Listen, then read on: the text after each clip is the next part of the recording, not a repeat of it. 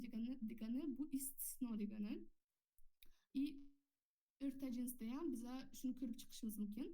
Bizga pastga berilgan 10 ta so'zlar, bular istisno bo'lib, sredniy rodga kiradi. Mana shu 10 ta so'zimiz, bular istisno va sredniy rodga oid.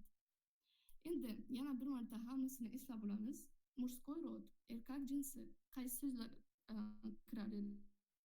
Oxiri undosh harf bilan tugagan so'zlar kirar edi erkak jinsida va ba'zi bir yumshoq belgisi bilan tugagan so'zlar erkak jinsida kirar edi.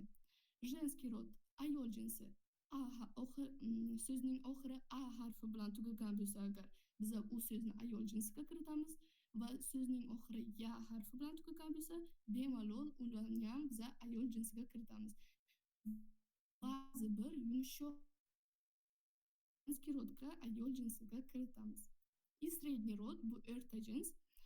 O harfi bilan tugagan so'zlar